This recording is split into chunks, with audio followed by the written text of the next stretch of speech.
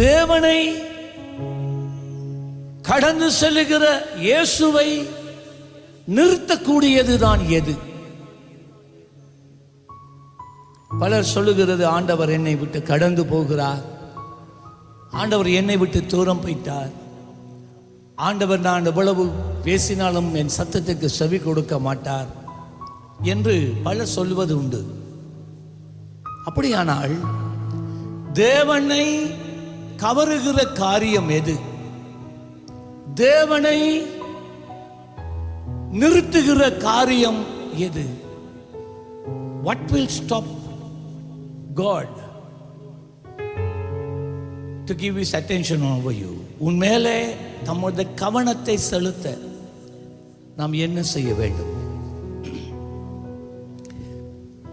லூக்கா 19ஆம் அதிகாரம் 5வது வசனத்தில் இயேசு அந்த இடத்தில் வந்தபோது அண்ணார்ந்து பார்த்து அவனை கண்டு, சகேயுவே, நீ சீக்கிரமாய் இறங்கி வா, இன்றைக்கு நான் உன் வீட்டிலே தங்க வேண்டும் என்று சொன்னார். இப்ப சகேயு என்று சொல்லப்பட்ட சமுதாயத்தால் புறக்கணிக்கப்பட்ட ஒரு மனிதன், அவனுடைய வீட்டிலே எல்லா பாவங்களும் காணப்பட்டது. இவ்விதமான ஒரு சூழ்நிலையில, ஆனால் இந்த உலகத்தில் அவனுக்கு தேவையான எல்லாமே இருந்தும் வாழ்க்கையில நிம்மதி இருக்கல, அவனுடைய வாழ்க்கையில வெளிச்சம் இருக்கல. ஒரு வாழ்க்கையில திருப்பம் வரணும், மாறுதல் வரணும் என்று அவன் விரும்புகிறான். ஆனால் அவள் வாழ்க்கையில மாற்றத்தை கொண்டு வர முடியல. ஒரு நாள் மனிதருடைய வாழ்க்கை சரித்திரத்தையே மாற்றிக்கொண்டு இருக்கிற இயேசுவை குறித்து கேள்விப்படுகிறது மட்டுமல்லாமல், அவன் இருந்த வீட்டுக்கு பக்கத்தில் அந்த வழியா இயேசு வருகிறதை கேள்விப்பட்டு, அவன் ஒரு குள்ளனாய் இருந்தான். ஒரு காட்டத்தி மரத்துக்கு மேலே ஏறி நான் அவரை பார்ப்பேன் என்று சொன்ன ஏக்கத்தோட, அவரை பார்த்தால் ஒரு வேளை என்னுடைய வாழ்க்கை மாறிவிடும், அவரை நான் பார்த்தால் ஒரு வேளை என்னுடைய வாழ்க்கையில வெளிச்சம் வந்துவிடும் என்று அவன் நினைத்தான். போனான், இந்த மரத்துக்கு மேல ஏறினான். இப்போ இயேசு கடந்து வருகிறார். இவன் உற்று கவனித்துக் கொண்டே இருக்கிறான். அவனுக்கு தெரியும், இனி அவனுக்கு வேறு வழி இல்லை. அவனுடைய வாழ்க்கையில இனி கடைசி இது இயேசுதான், அதையாவது நாம ட்ரை பண்ணி பார்ப்போம் பார்க்கிறான். இவன் உள்ளத்திலே இயேசுவின் மேல இருந்த விசுவாசத்தை, நம்பிக்கையை இயேசு கண்டார். இவன் கூப்பிடாமலே அந்த பக்கமாய் கடந்து போன இயேசு சகேயு ஏறி இருந்த மரத்துக்கு கீழே வந்து நின்று, சகேயுவே இறங்கி வா என்று சொன்னது மாத்திரம் இல்லை, இன்றைக்கு நான் உன்னோட கூட வீட்டில் தங்கி இருக்க போறேன் என்று சொன்னான். அவ்வளவுதான். அவள் வாழ்க்கையை மாறிட்டு, வாழ்க்கை முறை மாறிட்டு, வாழ்க்கை சூழ்நிலை மாறிட்டு. சீஷர்களே அதை எதிர்த்தார்கள், ஆனால் இயேசுவின் பாதம் நின்றது. அருமையானவர்களே, தேவனுடைய பாதங்கள் உன் வாழ்க்கையிலே நிறுத்தப்பட வேண்டுமானால் கர்த்தர் பார்க்கிற ஒன்றே ஒரு காரியம், விசுவாசம். விசுவாசம், அவர் மேல நம்பிக்கை, விசுவாசம். வேதம் சொல்லுகிறது எபிரேயர் நிருபத்தில், விசுவாசம் இல்லாமல் தேவனுக்கு பிரியமாய் இருப்பது, தேவனை பிரியப்படுத்துகிற ஒரே ஒரு விஷயம் என்றால் தேவன் மேல இருக்கிற விசுவாசம் தான். அப்ப எப்படி இந்த விசுவாசத்தை நாம் பெறலாம்? அதே எபிரேயர் நிருபர் சொல்லுகிறார், விசுவாசம் கேள்வியினாலும், என்னத்தை கேட்கறதுனாலண்டா தேவனுடைய வார்த்தையை கேட்கிறதினால் நமக்கு விசுவாசம் வருது. தேவனுடைய வார்த்தை என்ன? அது தேவன். ஆதியிலே வார்த்தை இருந்தது, அந்த வார்த்தை தேவனாய் இருந்தது. அந்த வார்த்தை தேவனிடத்தில் இருந்தது. அந்த வார்த்தை பின்பதாய் மாம்சமாய் மாறினது. அவர்தான் இயேசு கிறிஸ்து. வேதாகமத்தை வாசித்து பாருங்கள். ஆதியாகமத்திலிருந்து வெளிப்படுத்தல் வரைக்கும் இயேசுவை குறித்தே எழுதப்பட்டிருக்கிறது.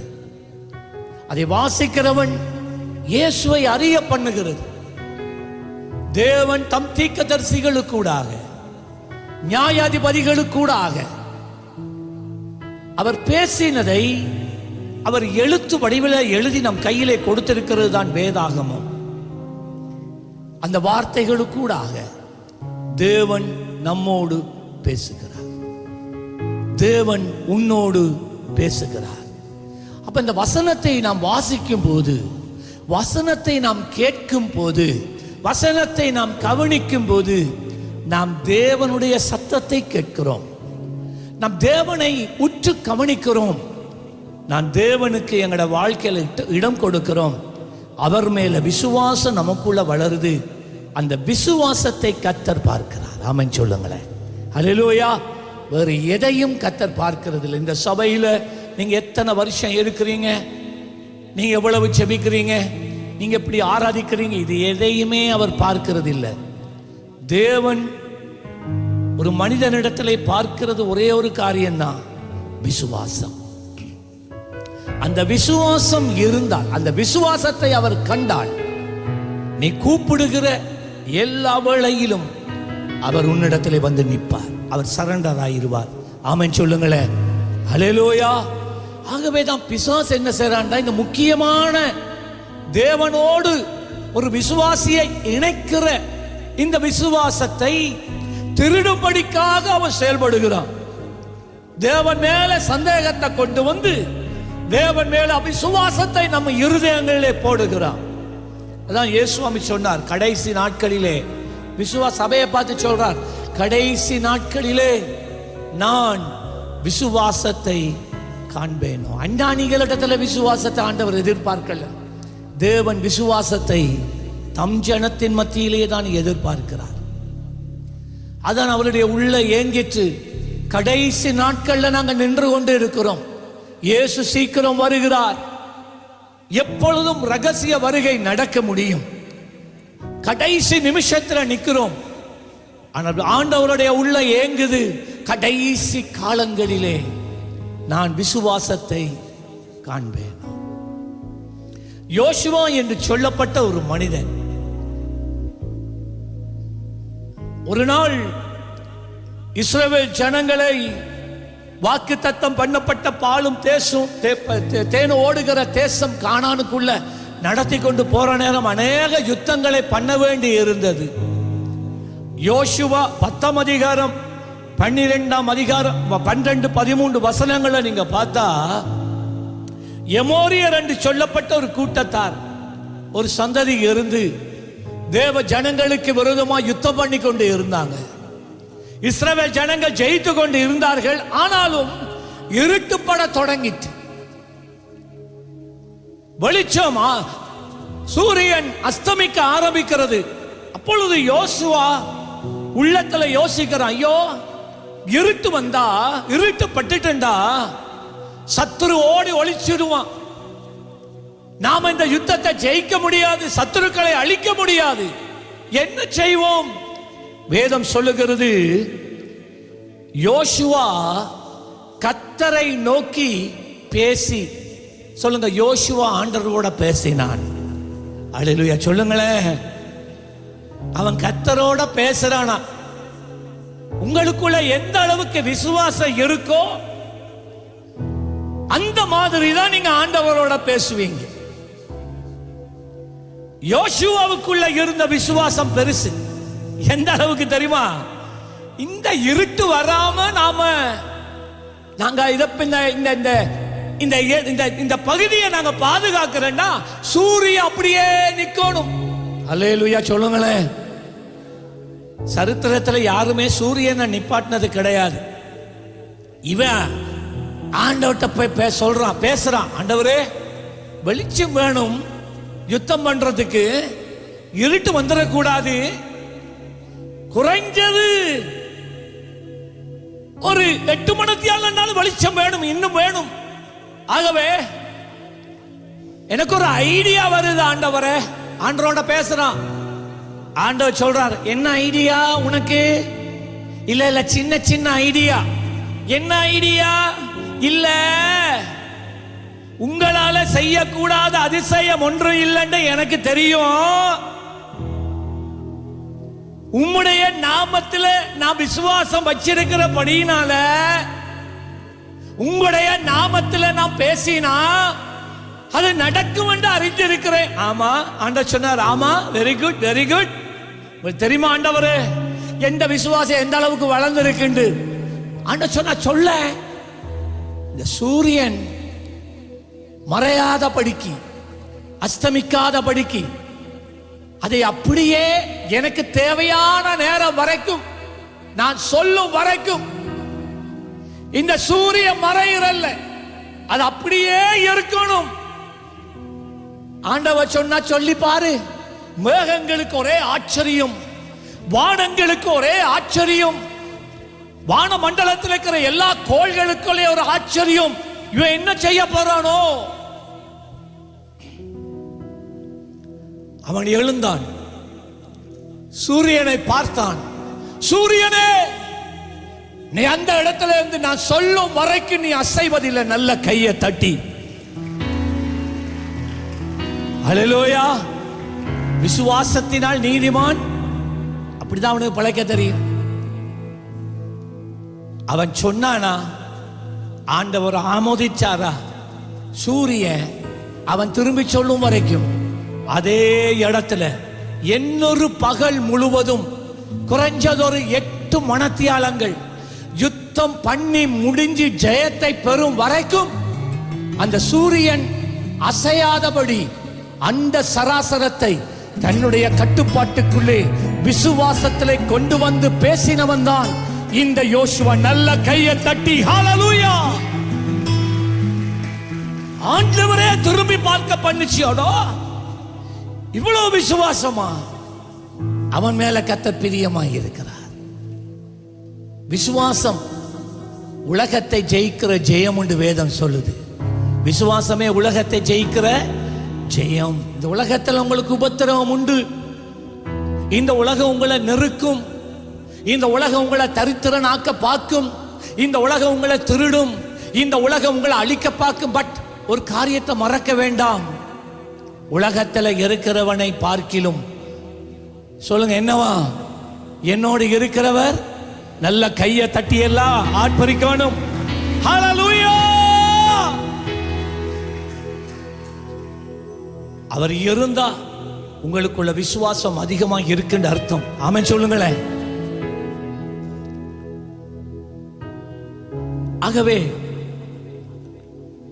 ஒரு நாள் இன்னொரு மனிதன், பிறவியிலேயே ஒரு குருடன், அவன் பேர் பார்த்திமேயு.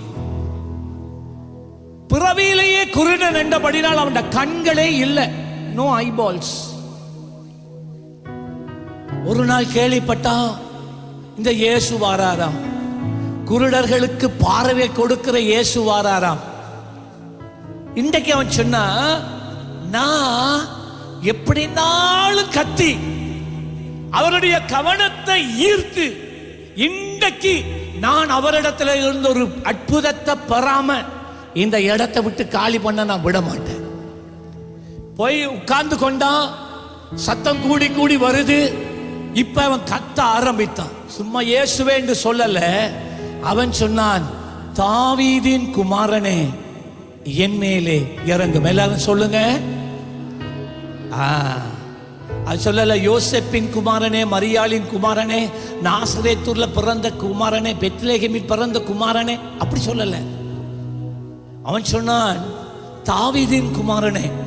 அப்படியானால் அது அர்த்தம் என்னண்டா, ஏசாயா தீர்க்கனும் கூடாக மேசியாவை குறித்து தேவன் கொடுத்த அந்த தீர்க்க தரிசனத்தை வடிவமைத்து தான் அது. அவர் மெய்யாகவே மேசியா, அவர் மெய்யாகவே தேவனுடைய குமாரன், அவரை குறித்து பேசப்பட்ட தீர்க்க தரிசனங்களிலே அவர் குருடர்களுக்கு பார்வை அளிப்பார் என்பதை நான் வேதத்திலே வாசிக்க கேட்டிருக்கிறேன். என்னுடைய குருடான கண்களை தேவன் திறக்க வல்லவர் என்பதை நான் அறிந்திருக்கிறேன். எத்தனையோ ஜனங்கள் இயேசுவை நெருக்கிக் கொண்டு இருந்தார்கள், சத்தம் போட்டுக் கொண்டு இருந்தார்கள். ஆனா மூளையில ஜனங்கள் அதட்ட அதட்ட, தாவீதின் குமாரனே என் மேல இறங்கும் என்று அங்கே ஒரு மனிதன் கத்திக்கொண்டு இருந்தான். அந்த சத்தத்தை இயேசு கேட்டதும் அவருடைய பாதங்கள், வேதம் சொல்லுகிறது லூக்கா 18:39, இயேசு நின்றார். ஆமென் சொல்லுங்களேன். இயேசுவை நிறுத்துகிற காரியம் விசுவாசம் தான். ஆமென் சொல்லுங்களேன். ஹல்லேலூயா. விசுவாசம் இல்லாட்டி அவர் நிற்கவே மாட்டார். உன் வாழ்க்கையிலே இயேசுவை கவருகிற ஒரே ஒரு காரியம் என்னது? எல்லாரும் சொல்லல, என்னது? விசுவாசம். சொன்னார், அங்கே வந்து நின்று அவனை என்னிடத்திலே கொண்டு வா. என்ன தம்பி நான் உனக்கு செய்யணும் கேட்டா. ஏன்னா அவருக்கு தெரியாதா ஏன் அவன் கத்துறாண்டு? அவர் கேட்டார். அவன் என்ன தெரியுமா சொன்னான்? நாம் பார்வை அடைய வேண்டும், நாம் பார்வை அடைய வேண்டும். அதன் அர்த்தம் என்னண்டா, எந்த கண் குழிக்குள்ள கண்ணே இல்லை, ஆனா என் தாயின் கற்பத்திலே எனக்கு ஒரு இருதயத்தை சிருஷ்டித்த தெய்வமே, ஒரு ஈரலை சிருஷ்டித்த தெய்வமே, இந்த செவிகளை சிருஷ்டித்த தெய்வமே, எனக்கு கிட்னிஸை சிருஷ்டித்த தெய்வமே, எனக்கு ஒரு கர்ப்பப்பையை சிருஷ்டித்த தெய்வமே, எனக்கு திரும்ப இப்பொழுது இந்த கண்களை ரெண்டையும் சிருஷ்டித்து தர நீர் வல்லவர் என்பதை நான் விசுவாசித்து இருக்கிறேன். ஹல்லேலூயா. நீ விசுவாசித்தால் தேவ மகிமையை காண்பாய். இயேசு அற்புதம் செய்தார். கண்ணே இல்லாத இடத்துல 2 கண்களை சிருஷ்டித்தார். அது பாஸ்டர் அப்ப, அது அப்ப. இப்ப நடந்த ஒரு அற்புதத்தை நான் உங்கள் மத்தியில சொல்ல போகிறேன். ஒரு சில 3-4 வாரங்களுக்கு முன்பதாக ஒரு கிராமத்தில் இருந்து ஒரு தாய் தன் மகளை இங்கே புதன்கிழமை கூட்டத்துக்கு அழைத்து வந்தார். சொன்னாங்க, இவளுக்கு இப்ப 15 வயசு.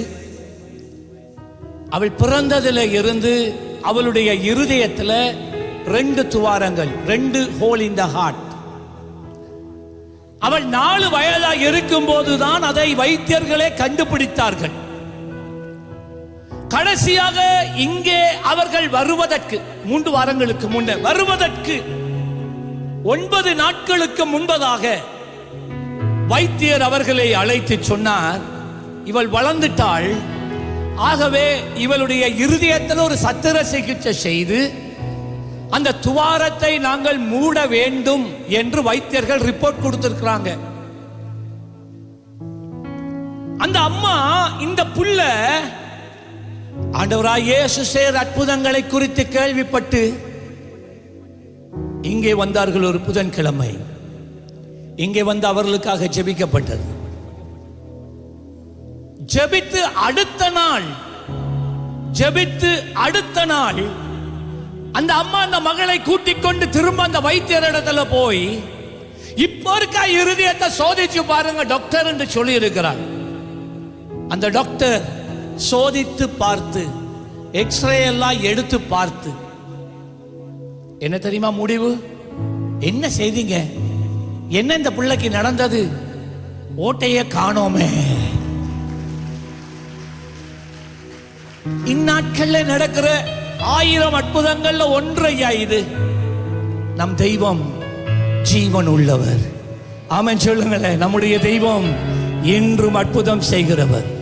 ஆனா ஆண்டவர் அற்புதம் செய்வதற்கு அவர் பார்க்கிற ஒரே ஒரு காரியம் விசுவாசம். ஆமென். இந்த வாழ்க்கையில ஆண்டவர் ஒரு அற்புதம் செய்யணுமா? ஆண்டவர் உன்னை விட்டு கடந்து போகாதபடி உன் சத்தத்தை கேட்ட உடனே அவர் நின்று, நான் உனக்கு என்ன செய்ய வேண்டும் என்று கேட்டு அதை நம் வாழ்க்கையிலே அவர் செய்ய வேண்டும் என்று நீ வாஞ்சிக்கிறாயா? அப்படியானால் அவர் உன்னிடத்தில் எதிர்பார்க்கிறது ஒன்றே ஒன்றுதான், விசுவாசம். ஹல்லேலூயா. பிரியமானவர்களே, எமது ஆராதனையுடன் இணைந்திருந்தமைக்கு எங்கள் மனமார்ந்த நன்றிகளை தாழ்மையுடன் கூறிக்கொள்ளுகிறோம். இந்த ஆராதனை உங்கள் ஆத்துமாவுக்கு மிகுந்த ஆசீர்வாதமாக இருந்திருக்குமென விசுவாசிக்கிறோம். தொடர்ந்தும் எம்முடன் இணைந்திருங்கள். கர்த்தர் தாமே உங்களை ஆசீர்வதிப்பாராக.